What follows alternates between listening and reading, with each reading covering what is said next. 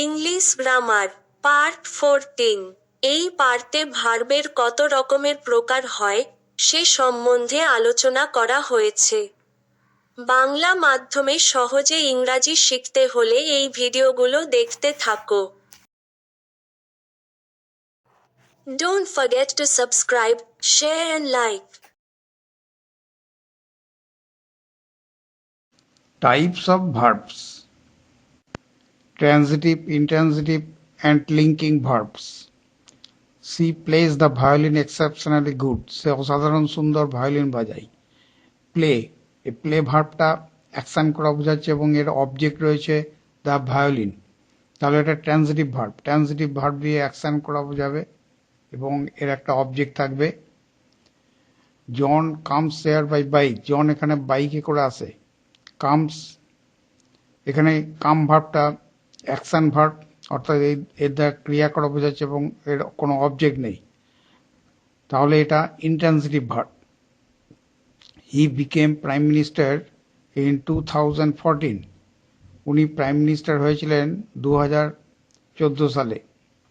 এখানে became, became ভার্বটা দিয়ে কোনো ক্রিয়া করা বোঝাচ্ছে না, হওয়া বোঝাচ্ছে এবং এটার পরে পরে অবজেক্টের মতন যেটা আমরা পাচ্ছি প্রাইম মিনিস্টার, এটাকে কমপ্লিমেন্ট বলবো। তাহলে কোনো ভার্ব দিয়ে যদি হওয়া বা অবস্থা বোঝাই এবং এরপরে যদি কমপ্লিমেন্ট থাকে তাহলে সেই ভার্বগুলোকে আমরা লিঙ্কিং ভার্ব বলবো। Dynamic and static verb, dynamic মানে এর যের মধ্যে গতি থাকবে অর্থাৎ অ্যাকশন করা বোঝাবে, আর স্ট্যাটিভ হচ্ছে স্থাণু অর্থাৎ এর কোনো গতি থাকবে না। উই হ্যাভ ব্রেকফাস্ট অ্যাট 8, আমরা 8টার সময় ব্রেকফাস্ট খাই। এখানে হ্যাভ মানে খাওয়া অর্থে ব্যবহার করা হয়েছে, এটা একটা অ্যাকশন ভার্ব অর্থাৎ এর একটা গতি রয়েছে, তাহলে এটাকে ডাইনামিক ভার্ব বলবো এবং এর পরে পরে একটা object breakfast. We have a car, আমাদের একটা গাড়ি আছে। হ্যাভ দিয়ে কোনো ক্রিয়া করা বোঝাচ্ছে না, তাহলে এটাকে স্ট্যাটিক ভার্ব বলবো। আই নো হিম, আমি তাকে চিনি, তাহলে এটা নো ভার্বটা দিয়ে কোনো অ্যাকশন করা বোঝাচ্ছে না, এই ভার্বটাকে স্ট্যাটিক ভার্ব বলছি। তাহলে স্ট্যাটিক ভার্বেরও অবজেক্ট রয়েছে অর্থাৎ স্ট্যাটিক ভার্বও ইনট্রানজিটিভ ভার্ব হতে পারে। তাহলে আমরা ট্রানজিটিভ বা ইনট্রানজিটিভ ভার্ব দিয়ে আমরা অ্যাকশন করা বোঝাবে এইটুকু জানি, কিন্তু এটা নন অ্যাকশন ভার্ব হতে পারে অর্থাৎ এটা স্ট্যাটিক ভার্ব হতে পারে আবার ডাইনামিক ভার্ব হতে পারে। প্রথম যে সেন্টেন্সটা she plays the violin exceptionally good, এখানে প্লে, এই প্লে ভার্বটা এখানে কিন্তু ডাইনামিক ভার্ব। আর উই হ্যাভ ব্রেকফাস্ট অ্যাট 8, এটাও ডাইনামিক ভার্ব, কিন্তু we have a car, have ভার্বটা আই নো হিম, নো ভার্বটা দিয়ে কোনো ক্রিয়া করা বোঝাচ্ছে না, এটা হচ্ছে স্ট্যাটিক ভার্ব এবং এর কিন্তু উই হ্যাভ এ কার, কারটা এখানে অবজেক্ট, আই নো হিম, হিমটা এখানে অবজেক্ট, এটা ট্রানজিটিভ ভার্ব কিন্তু static verb. Regular and irregular verbs: invite, invited, invited, এখানে পাস্ট ফর্ম এবং পাস্ট পার্টিসিপল ফর্ম একই এবং ভার্বের শেষে ইডি যুক্ত হয়ে এটা past form past participle form করা হয়েছে। তাহলে যে সমস্ত ভার্বের পাস্ট ফর্ম এবং পাস্ট পার্টিসিপল ফর্ম একই এবং ইডি যোগ শেষে থাকে সেটাকে রেগুলার ভার্ব বলা হচ্ছে।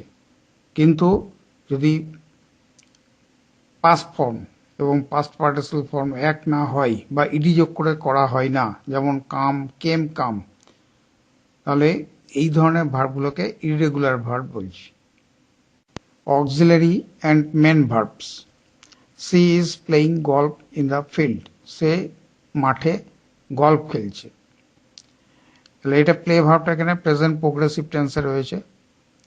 ইজটা হচ্ছে গিয়ে অক্সিলারি ভার্ব বা সাহায্যকারী ভার্ব, কারণ এই ভার্বটা প্রেজেন্ট প্রোগ্রেসিভ টেন্স এক্সপ্রেস করতে সাহায্য করছে এবং মেন ভার্ব প্লে এটার সাথে আইএনজি যোগ করা হয়েছে।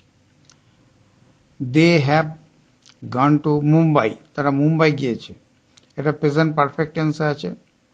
এখানে হ্যাভটা হচ্ছে অক্সিলারি ভার্ব বা সাহায্যকারী ভার্ব এবং গান গো ভার্বের পাস্ট পার্টিসিপল ফর্ম ব্যবহার করা হয়েছে। তাহলে মেন ভার্বটা গো, এটার পাস্ট পার্টিসিপল ফর্ম ব্যবহার করা হয়েছে এবং হ্যাভটা হচ্ছে auxiliary verb. Auxiliary and non auxiliary verbs. He is reading a newspaper, সে একটা খবরের কাগজ পড়িতেছে, এটা প্রেজেন্ট প্রোগ্রেসিভ টেন্সে আছে। ইজটা এখানে অক্সিলারি ভার্ব। রিড এটা মেন ভার্ব, তার সাথে আইএনজি যোগ করা হয়েছে। হি ইজ এ টিচার, সে একজন শিক্ষক, এখানে ইজটা কিন্তু অক্সিলারি ভার্ব নয়, এটা ইউজুয়াল ভার্বের মতন ব্যবহার করা হয়েছে। তাহলে অক্সিলারি ভার্বগুলোকে যখন আমরা ইউজুয়াল ভার্বের মতন ব্যবহার করব, সেগুলোকে তখন নন অক্সিলারি ভার্ব বলবো।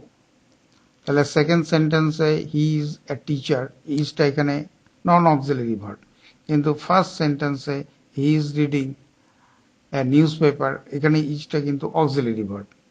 I have bought a laptop, আমি একটা ল্যাপটপ কিনেছি, প্রেজেন্ট পারফেক্ট টেন্সে আছে এটা। হ্যাভটা হচ্ছে অক্সিলারি ভার্ব। বাই বটটা পাস্ট পার্টিসিপল ফর্ম। তাহলে হ্যাভটা এখানে অক্সিলারি ভার্ব হিসেবে ব্যবহার হয়েছে, কিন্তু আই হ্যাভ এ ল্যাপটপ এখানে হ্যাভটা কিন্তু ইউজুয়াল ভার্বের মতন ব্যবহার হয়েছে, এটা অক্সিলারি ভার্ব নয় এখানে। তাহলে এই হ্যাভটা, আই হ্যাভ এ ল্যাপটপ, এই হ্যাভটা এখানে নন অক্সিলারি ভার্ব। তাহলে সেকেন্ড সেন্টেন্সে হি ইজ এ টিচার, ইজটা এখানে নন অক্সিলারি ভার্ব। ফোর্থ সেন্টেন্সে আই হ্যাভ এ ল্যাপটপ, এখানে হ্যাভটা non auxiliary verb. Progressive and non progressive verbs. She likes classical music, সে ক্লাসিক্যাল মিউজিক পছন্দ করে। লাইক, এই লাইক ভার্বটা যখন পছন্দ করা অর্থে ব্যবহার হবে, তখন এটা কিন্তু প্রোগ্রেসিভ টেন্সে ব্যবহার করা যাবে না। She is liking classical music করা যাবে না, কারণ লাইক ভার্বটা নন প্রোগ্রেসিভ, অর্থাৎ এটা প্রোগ্রেসিভ টেন্সে ব্যবহার করা যাবে না। আই আন্ডারস্ট্যান্ড ইয়োর প্রবলেম, আমি তোমার সমস্যা বুঝতে পারছি, এখানে I am understanding your problem করা যাবে না, কারণ আন্ডারস্ট্যান্ড ভার্বটা নন প্রোগ্রেসিভ, এটা প্রোগ্রেসিভ টেন্সে ব্যবহার করা যাবে না। I have known John since my childhood, আমার শৈশব অবস্থা থেকে জনকে চিনি, এটা প্রেজেন্ট পারফেক্ট টেন্সে আছে, কখনোই প্রেজেন্ট পারফেক্ট প্রোগ্রেসিভ টেন্সে ব্যবহার করা যাবে না। I have been knowing John since my childhood করা যাবে না, কারণ নো ভার্বটা হচ্ছে নন প্রোগ্রেসিভ ভার্ব। তাহলে অনেক ভার্ব আছে যেগুলোকে প্রোগ্রেসিভ টেন্সে ব্যবহার করা যায় না। প্রেজেন্ট প্রোগ্রেসিভ টেন্স বা কন্টিনিউয়াস টেন্স ব্যবহার করা যাবে না। প্রেজেন্ট পারফেক্ট প্রোগ্রেসিভ টেন্স বা প্রেজেন্ট পারফেক্ট কন্টিনিউয়াস টেন্সে ব্যবহার করা যাবে না। পাস্ট প্রোগ্রেসিভ টেন্সে ব্যবহার করা যাবে না। সুতরাং প্রোগ্রেসিভ টেন্সগুলোতে কিছু কিছু ভার্ব ব্যবহার করা যায় না, এই ভার্বগুলোকে বলা হচ্ছে নন প্রোগ্রেসিভ ভার্ব। তাহলে যে যে ধরনের ভার্ব আমরা পেলাম সেগুলো একবার দেখে নিই। Transitive, intransitive and linking verbs, dynamic and static verbs, regular and irregular verbs, auxiliary and main verbs, auxiliary and non-auxiliary verbs, progressive and non-progressive verbs.